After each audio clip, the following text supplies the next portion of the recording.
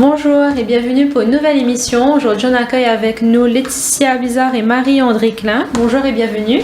Bonjour. Bonjour. Alors, vous êtes membre de l'association Défis de femmes. Vous pouvez nous parler un petit peu de l'association? On peut en parler un petit peu. Mais l'association Défis de femmes, c'est en fait un réseau de femmes qui sont créatrices d'entreprises et qui sont animées par une ambition commune, je dirais, d'accompagner et de promouvoir la création et la reprise d'entreprises pour les femmes sur l'île de la Réunion et aussi sur l'océan Indien, puisqu'on agit aussi à ce niveau-là. D'accord. Et elle existe depuis quand l'association? Elle existe depuis le 2003 ou 2004, mais là je laisserai la présidente me corriger si c'est pas le cas. Parce qu'en fait, nous on a intégré le bureau de l'association cette année. D'accord. Et je dois avouer que je n'ai pas l'historique totalement en mémoire. Mais elle existe déjà depuis de nombreuses années et on sait qu'on peut s'appuyer sur cette expérience vécue de nombreuses femmes qui sont passées et qui ont œuvré au sein de cette association pour apporter quelques outils pour aider les femmes qui veulent entreprendre à La Réunion, pour nous. Et vous êtes à combien du coup pour l'instant de l'association? On est une 60aine aujourd'hui. D'accord. Le nombre bouge beaucoup en ce moment parce qu'il y a énormément d'actions qui sont faites au niveau de l'entrepreneuriat au féminin depuis ces derniers mois. Donc ça risque peut-être de bouger encore, c'est sûr. Toutes les semaines, on a des nouvelles adhérentes. Et du coup, vous avez souvent des gens qui viennent vers vous, ou c'est plutôt vous qui présentez l'association aux femmes qui veulent entreprendre justement? Alors moi je dirais qu'il y a les deux, vraiment. Effectivement, ce type d'émission et aussi les partages qu'on peut faire via nos différents outils de communication permettent aux femmes de nous voir, parce qu'à ce moment-là on est visible en tant qu'association, donc elles reviennent vers nous.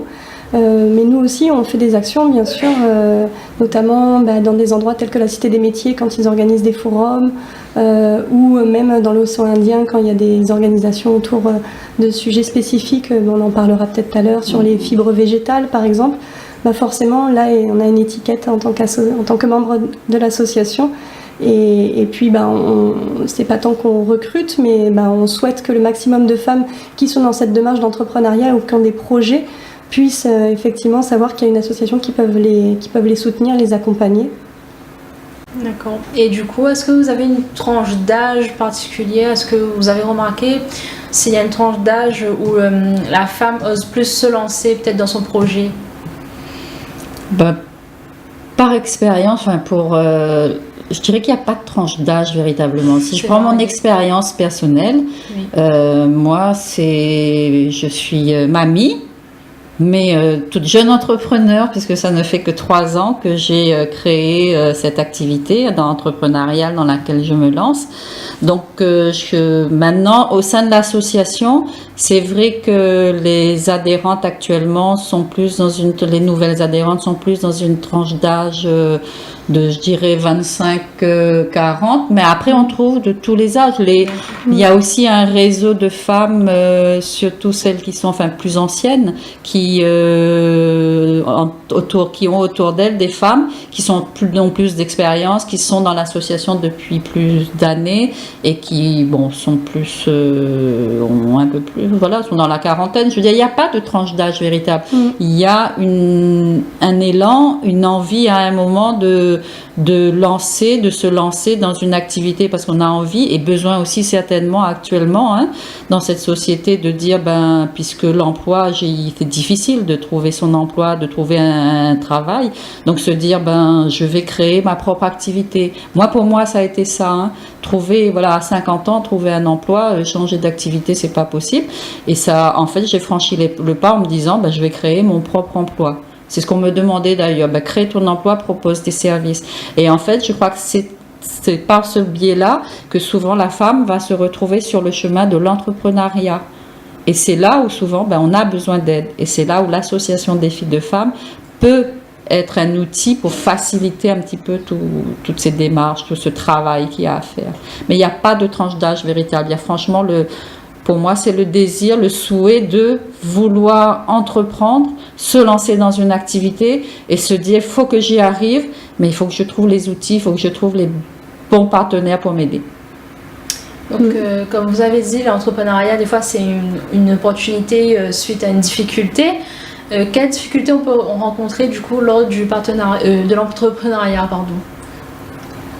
Alors, on peut rencontrer, je dirais, plein de difficultés. Déjà, on peut rencontrer nos propres peurs. Pour moi, c'est la première difficulté et c'est souvent ce qui nous empêche de se lancer. Donc là, par rapport à ça, c'est intéressant d'aller observer qu'est-ce qui nous fait peur, pourquoi on n'ose pas, ou qu'est-ce qui nous bloque aussi dans le fait de vraiment mettre en lumière notre activité. La deuxième difficulté, c'est une difficulté que souvent on aborde, souvent c'est la question qui vient, c'est la difficulté financière. Par rapport à ça aussi, c'est lié à des peurs forcément de comment je vais pouvoir m'en sortir. Et là, par rapport à ça, justement, l'association, elle a un vrai appui puisqu'elle permet aussi de croiser, de faire des liens avec des structures qui proposent du soutien, que ce soit financier, on peut parler de subventions, mais on peut parler aussi d'un soutien en termes des crédits à taux zéro, et aussi juste de faire savoir quels des programmes qui peuvent être aussi accessibles gratuits, comme un programme de coaching là qu'on est en train de mettre en place, qui est mis en place en fait pour les femmes qui sont adhérentes. Donc voilà, la deuxième peur, je dirais, une peur financière, une difficulté financière. Est-ce que tu vois d'autres, Marie-André? À côté des peurs, il y a la peur de franchir le pas et aussi la solitude. Je veux dire, entreprendre, c'est un parcours solitaire au départ. On a une idée, on veut créer une activité, on a des compétences, il faut les mettre en œuvre. Mais on est souvent, moi je sais qu'il y a bien des moments où je me demandais ce que je faisais. Et est-ce que ce que je voulais entreprendre avait vraiment un sens? Est-ce que je n'étais pas la seule à y croire vraiment? Après, on a notre famille, les amis autour de nous qui nous incitent. Mais oui, vas-y, etc. Mais c'est pas évident du tout. On se sent vraiment, c'est vraiment un parcours un peu solitaire au départ. Et c'est en cela la chance de rencontrer. Pour moi, ça a été une chance de rencontrer cette association, les membres de Défis de Femmes, parce que ça a été de me rendre compte que beaucoup d'autres femmes autour de moi étaient dans ce même parcours, pour certaines depuis bien longtemps, et se posaient les mêmes questions que moi. Et c'est là où je me suis dit, si je suis pas toute seule à me sentir isolée et à avoir besoin qu'on m'aide à trouver des solutions, c'est qu'ensemble, il y a peut-être moyen, avec une association, de trouver les soutiens, les aides et surtout l'écoute. On a besoin d'être écouté et d'avoir ce retour qui fait qu'on croit, ça va nous permettre de croire vraiment en notre projet. Le retour dans l'échange avec une autre femme entrepreneur, de partager l'expérience déjà qu'on a, où j'en suis dans mon parcours, de voir le parcours que l'autre a fait, comment elle a avancé, se dire c'est bon, là, je suis sur le bon chemin, je vais y arriver. Donc c'est en cela que c'est important. La solitude, c'est quelque chose qu'il faut vraiment, c'est un pas qu'il faut vraiment franchir, se dire dans cette société, surtout, on a la chance d'être à La Réunion, on a la chance d'être dans une société où on a quand même tous les moyens de communication à notre disposition, mais parfois on ne sait pas les utiliser. Et aussi, c'est ce que disait Laetitia, il y a beaucoup de peur qu'on ne soit pas sur le bon choix, peur de parler de notre projet, peur du jugement des peur autres. Du jugement, et c'est ça qu'il faut franchir. Et après, on se rend compte qu'on a les aides. On arrive à ouvrir des portes auxquelles on ne pensait pas du tout pouvoir ouvrir au départ. Est-ce qu'il y a des difficultés particulières pour entreprendre aujourd'hui pour une femme? Oui. Il y a des difficultés particulières qui sont encore une fois reliées à ces croyances-là, qu'une femme n'a pas forcément accès à tous les secteurs d'activité. Ça, il y a vraiment on peut le sentir aujourd'hui que sur certains secteurs, sur certaines filières, la femme, elle n'est pas présente, et c'est pas forcément par manque d'envie ou par manque de créativité là-dedans. C'est aussi parce que du coup, elle n'est pas soutenue. Donc oui, ça c'est une difficulté par le manque de soutien, juste de croire que la femme, elle peut vraiment grandir et se développer partout, comme les hommes en fait. Est-ce que toi tu vois autre chose? Ben, il y a aussi peut-être en fonction des secteurs d'activité, parce qu'il y a des secteurs qui sont très porteurs et par exemple le numérique actuellement c'est très porteur. Donc que ce soit femme ou homme, on va arriver et puis on entre dans le numérique, si on a les compétences, ça y va.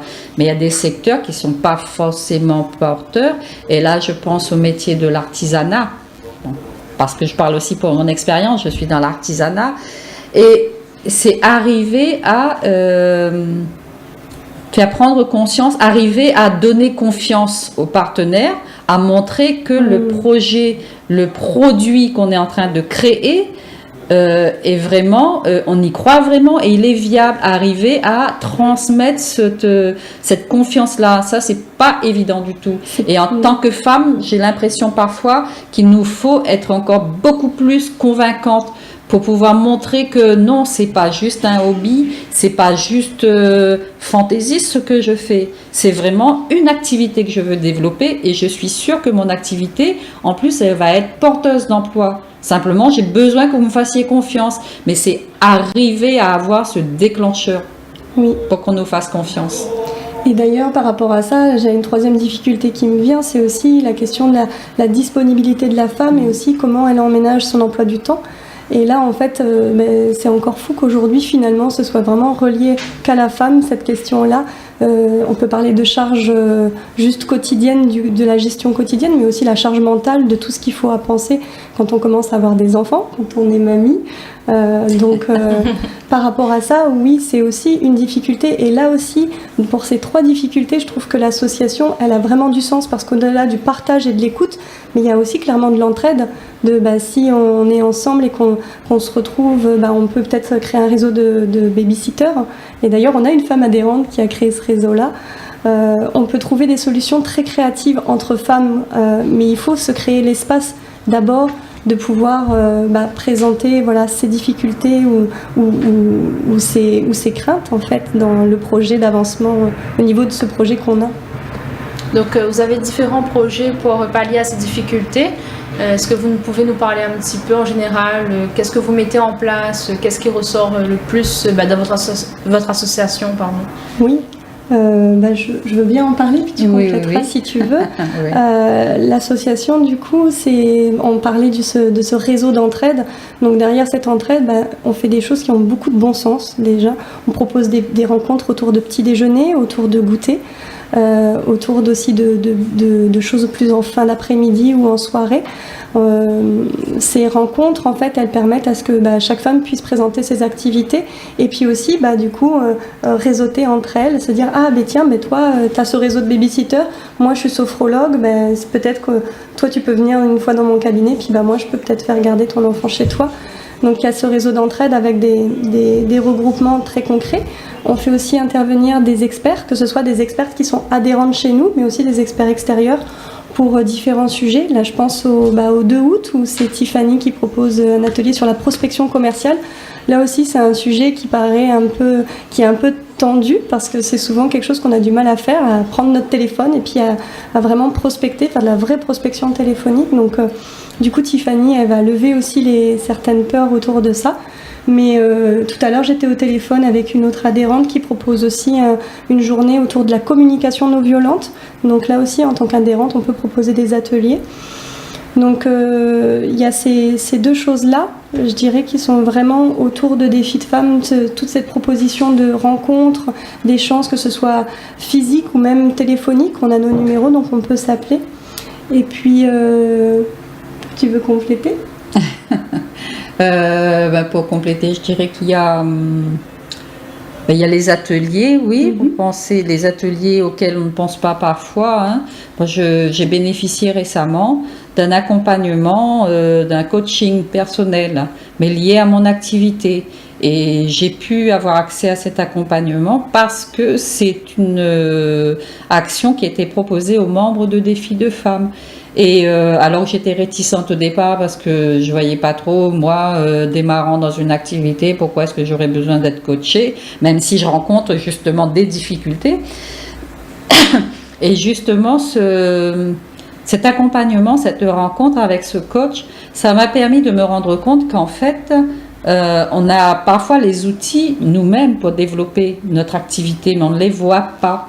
Le coach, cette séance-là, ça m'a permis de me rendre compte, il a mis en évidence ce que je pouvais faire avec ce que j'avais déjà.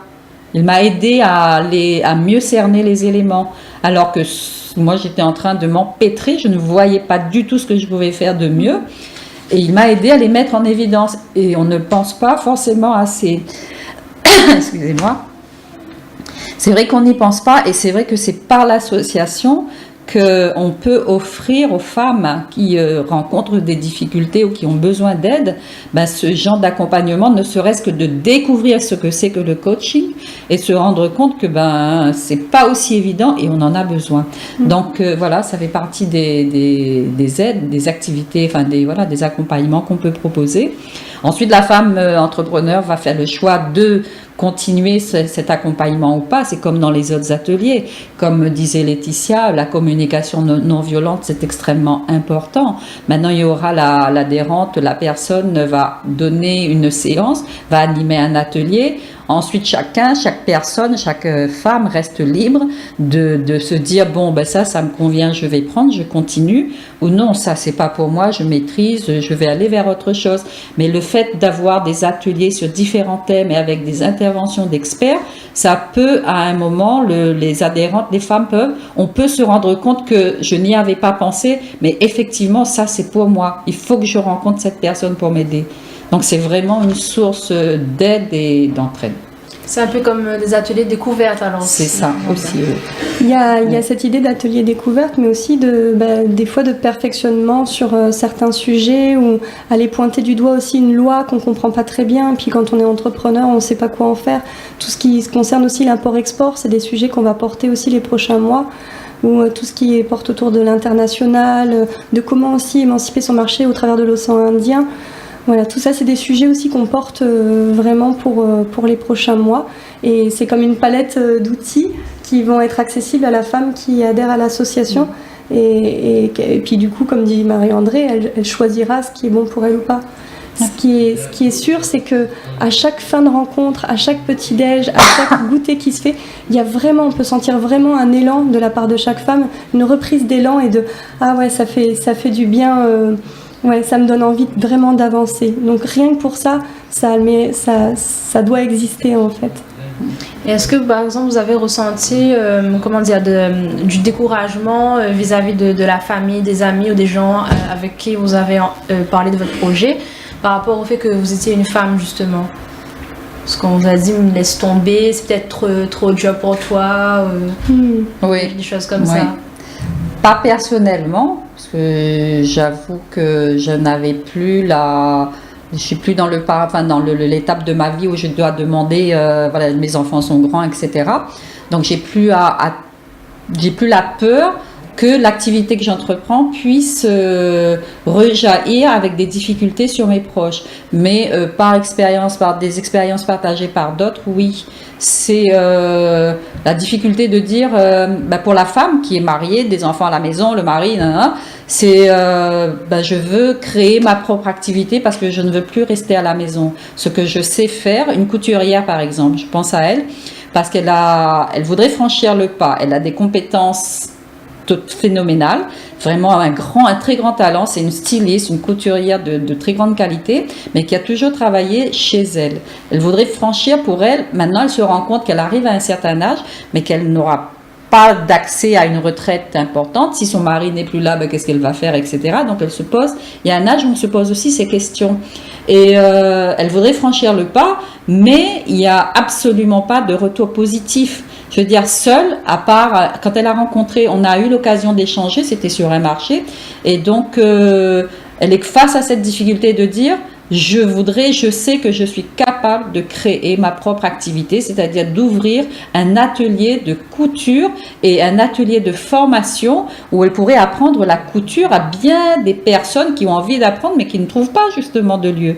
Mais elle n'arrive pas à se détacher, à avoir cette liberté de se lancer dans sa création, parce que pour son compagnon, son mari, tu as tout ce qu'il faut à la maison. Pourquoi est-ce que tu as besoin d'aller créer une entreprise? Tu te rends compte de ce que c'est qu'une entreprise, toutes les charges, etc.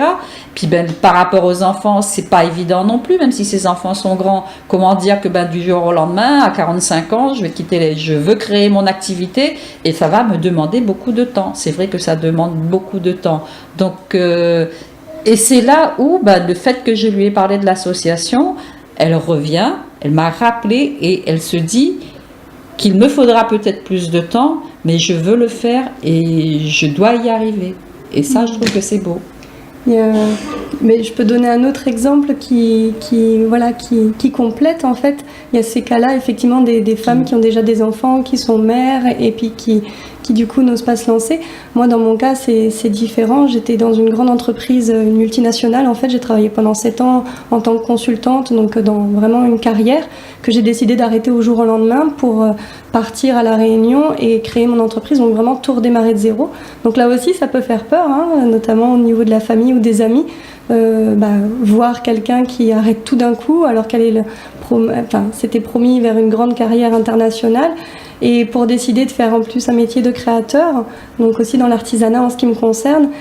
Mais derrière, oui, en fait, là aussi, l'association que j'avais pas trouvée en arrivant, mais que du coup on crée en tant que membre, peut apporter beaucoup aussi de soutien si on le trouve pas autour de soi. Et puis après, il y a quand même des clés fondamentales d'y croire et puis d'avoir vraiment cette énergie-là que ça va le faire. Et puis aussi cet enthousiasme à juste changer de vie, découvrir une nouvelle activité. Donc aussi cet élan, cet enthousiasme-là et cette curiosité-là, des fois d'aller la chercher en soi, déjà c'est super. Et puis après, vous regardez les exemples autour de soi de femmes qui réussissent dans leur activité alors qu'elles faisaient tout autre chose avant. Ça aussi c'est possible. On a plusieurs vies dans une vie, c'est important aussi de se le dire. Et donc, vous acceptez tout type d'entrepreneuriat, que ce soit artisanal, commercial ou oui. Oui. Tout ça, c'est très ouvert. Toutes les activités. Au contraire. Oui, c'est génial, c'est riche. Et c'est la pluralité, la richesse, justement. Je n'ai pas si envie de dire que c'est en plus une extrême richesse pour la femme. Parce qu'on couvre tellement, on peut couvrir tellement de domaines. Il y a tous les métiers, toutes les activités où la femme naturellement s'épanouit. Et il y a les métiers maintenant, avec la parité, etc., où on nous dit, on va essayer de pousser la jeune fille, la femme, vers des métiers qui, à une certaine époque, n'étaient pas du tout des métiers féminins. Donc, je veux dire, on a encore un plus large éventail et une richesse vraiment. Donc, non, les filles de femmes, c'est vraiment l'association, et c'est pas non plus, je crois que c'est important de dire aussi, c'est pas non plus une association sexiste où on dit non, nous c'est la femme d'abord, rien que la femme, et on veut pas de mecs. Non, c'est pas féministe. Vrai. Ni féministe. C'est il y a besoin de mettre en avant et de mettre en œuvre des actions pour aider les femmes qui veulent se lancer dans l'entrepreneuriat, mais tous les partenaires extérieurs ou toutes les bonnes volontés qui voudraient se joindre et nous partager leur expérience justement dans ce sens-là sont les bienvenus. Oui, et puis derrière l'association et puis cet éventail de métiers, il y a tout ce que la femme peut porter en termes de créativité, d'inspiration, et ça aussi en fait on essaye vraiment de le mettre en valeur. Parce que là, finalement, on peut en inventer plein des métiers, puis on en voit des nouveaux qui fleurissent. Et souvent, la femme, en fait, elle a dans son ventre, elle crée ça aussi quelque part. Et donc, voilà, on a dans les dernières adhérentes, dans les dernières femmes qu'on a vues, une entrepreneur nomade qui balade sur toute la planète et puis qui fait ses formations en ligne. Ça, c'est vraiment aussi quelque chose d'intéressant à les découvrir. On a des coachs mais qui font du coaching différemment, des femmes qui créent aussi de manière différente ou qui proposent aussi de vivre leur entreprise en respectant des choses aussi fondamentales aussi dans leur quotidien et dans leur rythme personnel. Donc on accepte tout le monde et au contraire plus il y a de personnalités différentes et plus c'est créatif et plus ça pétille d'idées. Est-ce que vous êtes en partenariat avec des associations qui défendent aussi la même cause en métropole par exemple, ou même en général dans l'entrepreneuriat, que ce soit ici ou à La Réunion? Déjà, le fait, des filles de femmes fait partie d'un réseau. C'est le réseau Entreprendre au féminin dans l'océan Indien. Donc, en partenariat, on a déjà tout le bassin océan Indien puisqu'on travaille.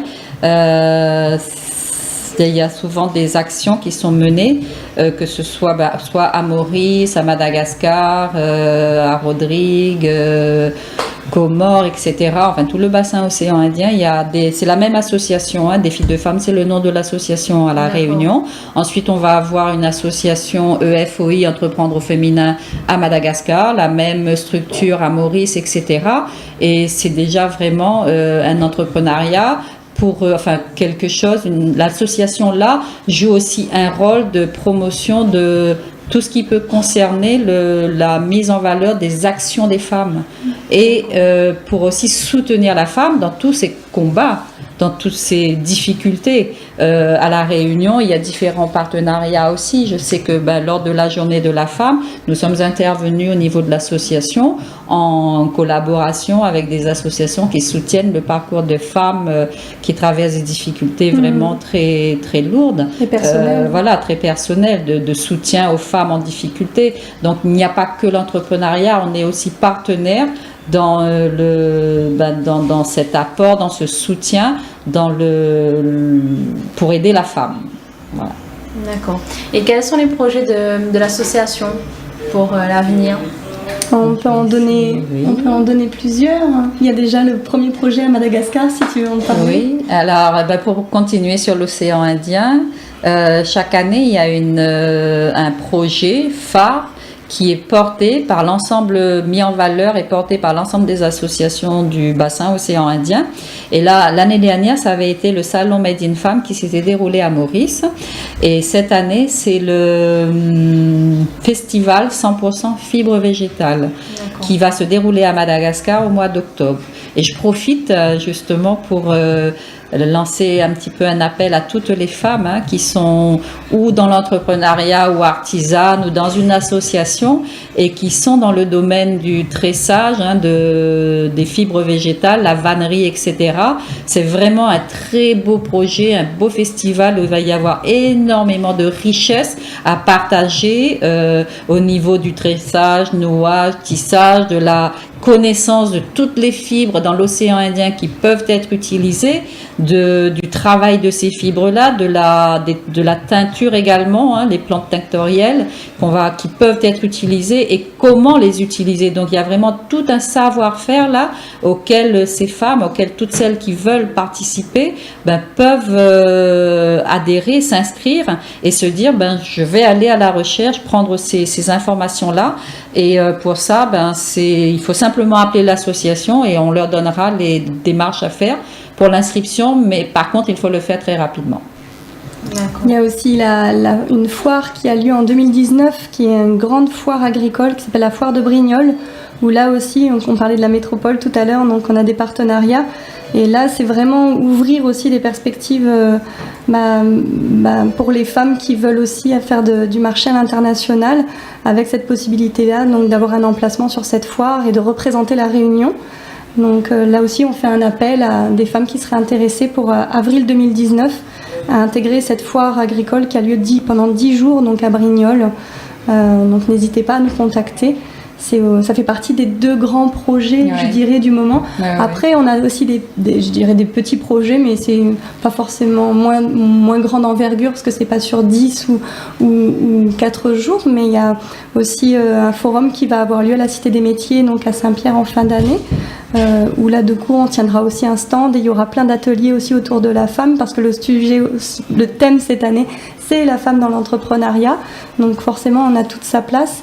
Et puis après, on est aussi ouverte aussi à tous les projets de femmes qui aimeraient intégrer l'association avec leurs idées, parce que c'est ça aussi des filles de femmes, c'est pas que les membres du bureau qui proposons des projets ou qui soutenons ces projets, c'est aussi chaque femme adhérente qui peut amener aussi son idée, son truc à développer et puis que du coup l'association peut faire ce pas-là avec elle.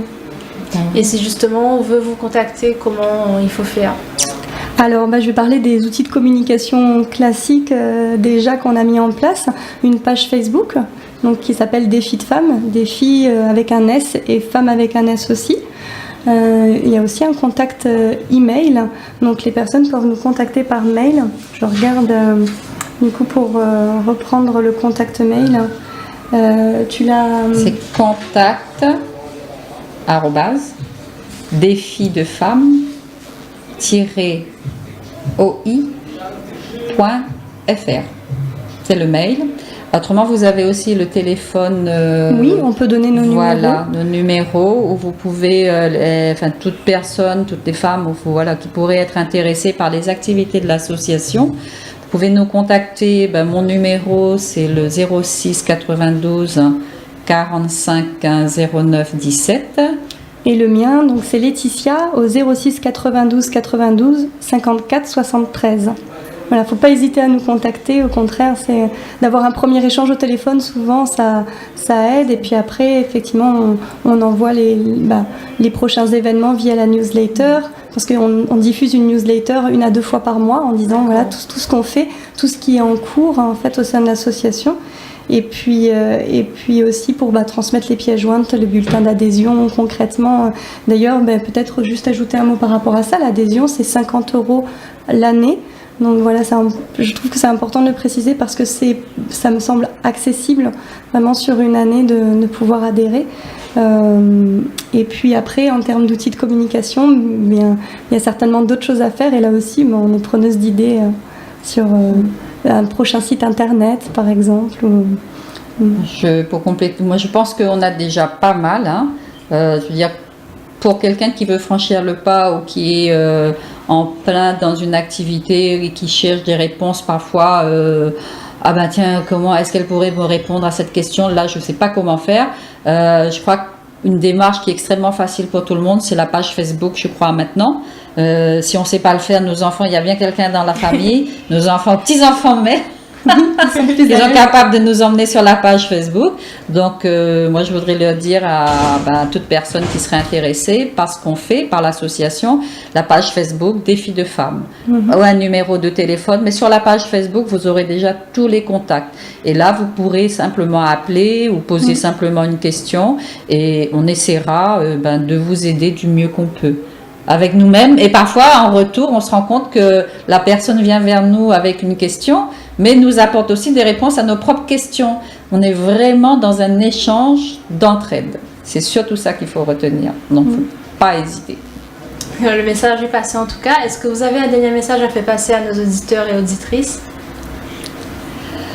Qu'on souhaite la bienvenue au plus grand nombre de femmes qui sont déjà dans la démarche de l'entrepreneuriat ou une activité à développer, ou qui souhaitent le faire mais ne savent pas très bien si elles sont prêtes à franchir le pas ou pas, et qui aimeraient avoir simplement un échange pour partager un petit peu leur idée sur une activité. Qu'elles n'hésitent surtout pas, parce que c'est juste le premier pas à franchir qui va permettre ensuite de se dire j'ai raison, j'y vais, ou alors non, il faut que j'attende encore, mais vraiment de ne pas hésiter à franchir le pas. Écoutez, je vous remercie beaucoup d'être venus discuter sur votre association. Donc c'était Laetitia Bizarre et Marie-André Klein de l'association Défi de femmes. Je vous dis à bientôt. Merci Annabelle. Merci pour l'accueil et pour cette page, cette opportunité de parler de l'association. Merci. Je vous dis à bientôt pour une nouvelle émission. Au revoir.